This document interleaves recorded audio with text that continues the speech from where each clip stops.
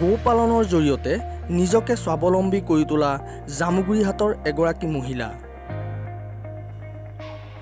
নাম জোনালী বৰা। জামুগুৰিহাটৰ গেৰেকিচুক গাঁৱৰ এইগৰাকী মহিলাই বিগত 15 বছৰ কাল গোপালন কৰি নিজকে আত্মনিৰ্ভৰশীল কৰি তোলাৰ লগতে পৰিয়াল পোহপালন দিয়াটো গুৰুত্বপূৰ্ণ ভূমিকা গ্ৰহণ কৰি আদৰ্শ হৈ পৰিছে সকলোৰে বাবে।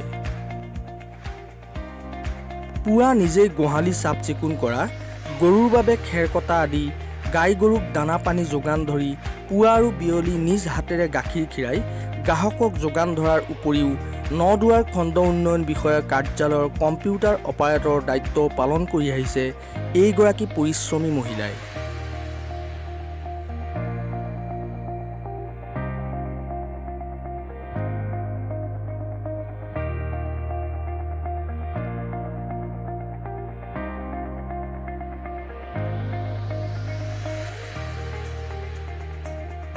প্ৰতিদিনে 30ৰ পৰা 35 লিটাৰ গৰু গাখীৰ বিক্ৰী কৰিবলৈ সক্ষম হোৱা এইগৰাকী মহিলাই মাহিলী 15,000 অধিক টকা উপাৰ্জন কৰিবলৈ সক্ষম হৈছে।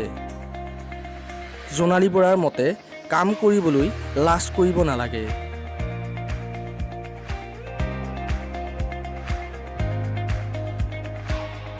মোৰ নাম নমস্কাৰ, মোৰ নাম শ্ৰী জোনালী বৰা।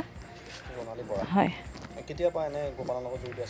মোৰ প্ৰায় 15 বছৰ হ'ল গোপালনৰ লগত জড়িত থকা। এতিয়া বৰ্তমান 4জনী আছে। হয়, গাখীৰ মই নিজে খীৰাওঁ। হয়, হয়, মই সকলো কাম গোটেইখিনি গৰুৰ লগত জড়িত মই কৰোঁ। এতিয়া 30ৰ পৰা 35 লিটাৰ ওলায় বৰ্তমান।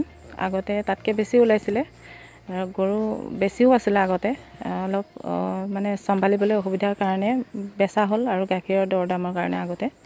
এতিয়া বৰ্তমান 4জনী আছে, তাৰে 2জনী গাভিনী হৈ আছে আৰু জগিলে আৰু বাঢ়িব গাখীৰটো। মই নিজেই খীৰাওঁ, নিজেই গৰুক দানা দিওঁ। গোটেই গোবৰ পেলোৱাৰ পৰা সমস্তখিনি ময়ে কৰোঁ আৰু ঘৰে ঘৰে গাখীৰ ময়ে দিওঁ।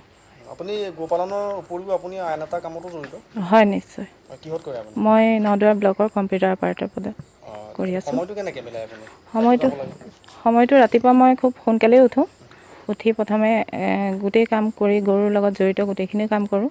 কৰি গাখীৰ খীৰাওঁ, ছোৱালী স্কুল অনা নিয়া কৰোঁ। তাৰোপৰি ধৰক গাখীৰটো তেতিয়া আকৌ মানুহৰ ঘৰে ঘৰে দি মই অফিচলৈ যাওঁ।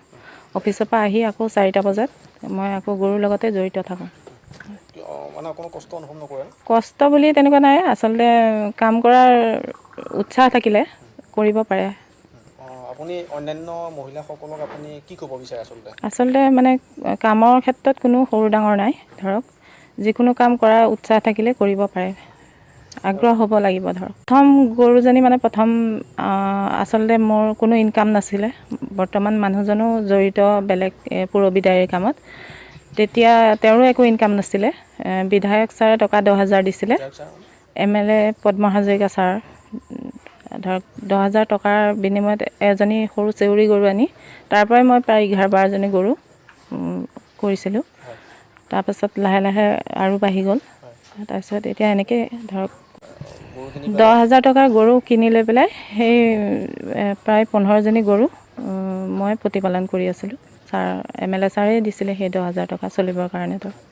10,000 টকাই আপোনাৰ জীৱনৰ মানে টাৰ্ণিং পইণ্ট আৰু। হয়, চতিয়া সমষ্টিৰ বিধায়ক পদ্ম হাজৰিকাই 15 বছৰ পূৰ্বেই প্ৰদান কৰা 10,000 টকাৰে এটি গাই গৰু পোৱালি ক্ৰয় কৰি সেই গৰুৰ বংশবৃদ্ধি ঘটাই 11জনী পৰ্যন্ত গাই গৰু পোহপালন কৰা জোনালী বৰাই ক'ভিড সংকটকালত গাখীৰৰ মূল্য কমি যোৱাত আৰু গৰুৰ দানা আদিৰ দোকান পোহাৰ বন্ধ হৈ পৰাত কেইবাজনী গাই গৰু বিক্ৰী কৰি দিছিল যদিও বৰ্তমান 4জনী উন্নত প্ৰজাতিৰ গাই গৰু পোহপালন কৰি ব্যৱসায় কৰি আছে মহিলাগৰাকীয়ে।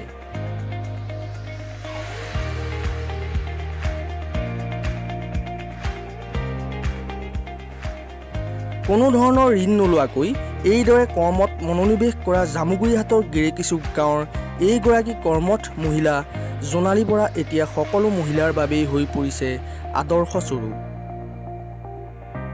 News desk report, live Jamugurihat.